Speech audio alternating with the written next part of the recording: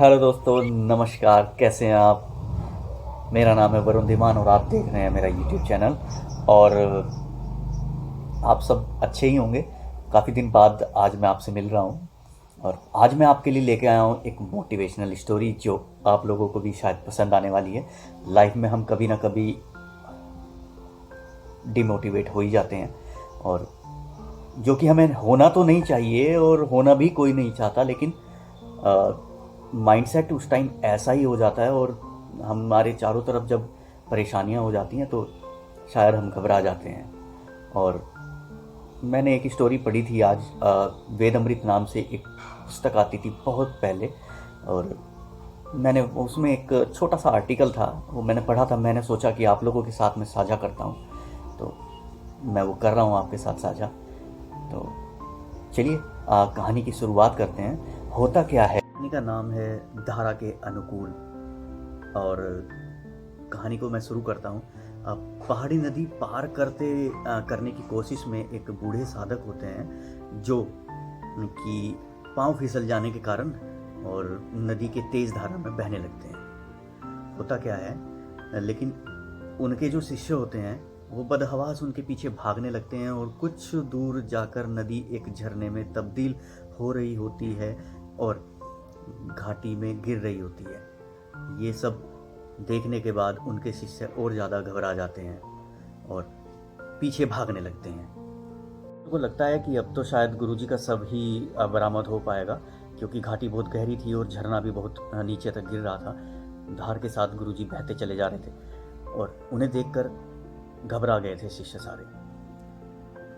लेकिन जैसे ही शिष्य नीचे जाके देखते हैं घाटी में जहाँ पर झरना गिरता है, तो गुरुजी जो है वो मुस्कुराते हुए निकलकर नदी के किनारे वापस आ रहे हैं। ये देखकर एक शिष्य बोलते हैं कि ये तो गुरुजी चमत्कार हो गया है। ये चमत्कार कैसे हुआ? इतनी गहरी घाटी में और इतनी गहरी नदी में गिरने के बाद भी आप बच गए हैं। ऐसा कैसे हो पाया? संभव कैसे है ये? तो ये देखकर तो उनको बहुत ज़्यादा आश्चर्य हुआ। और एक शिष्य ने तो ये बोला गुरुजी से कि गुरुजी ये तो चमत्कार हो गया है। आप पानी की इतनी तेज़ धार से और इतने तेज भाव से और इतने ऊंचे झरने से आप गिरे, लेकिन आपको कुछ भी नहीं हुआ। आप क्या बच कैसे गए? तो अब गुरुजी ने उनको समझाया। गुरुजी ने कहा कि खुद को बचाने के लिए मैं क्या कर सकता था? कुछ भी तो नहीं। मैं धारा को तो अपने अनुकूल नहीं कर सकता था। वो तो अविरल है, वो तो नेचर है, वो तो प्रकृति है, वो इसी तरह से चलेगी। उसको तो मैं नहीं बदल सकता था। तो मैंने क्या किया? मैंने खुद को ही उसके अनुकूल कर लिया। मैंने खुद को पानी की तेज धारा जो नदी के साथ में बह रही थी, मैंने खुद को उसके अनुकूल बना लिया और स्वयं को छोड़ दिया उसके बहाव के साथ। जैसा भी बहाव था नदी का, उसके अनुसार मैंने अपने आप को चलने दिया। बहता हुआ, उछलता हुआ, घूमता हुआ और गिरता हुआ मैं पानी के साथ बह गया। और आज अभी आपने देखा कि मैं आपके सामने और बिल्कुल ठीक हूँ। परिस्थितियाँ जैसी भी हों, समय के अनुकूल आपको खुद को बना लेना चाहिए। परेशानियाँ ज़रूर आती हैं लाइफ में और चली भी जाती हैं। कहते हैं ना कि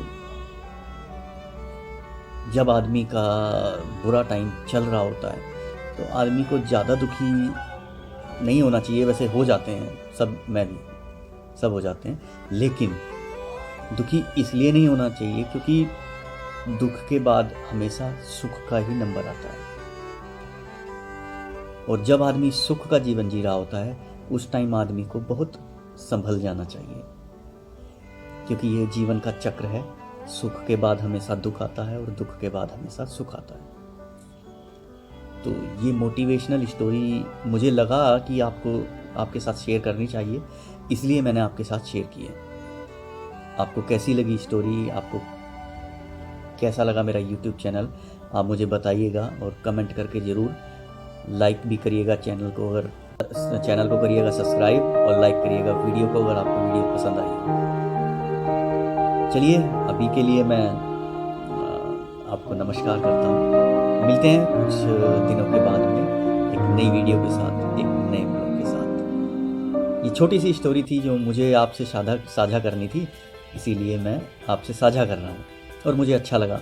और मैं चाहता हूँ कि आप सब लोग भी जीवन में ना समय के अनुकूल अपने आप को ढाल लें, जब भी कठिन समय हो, डीमोटिवेट ना हो।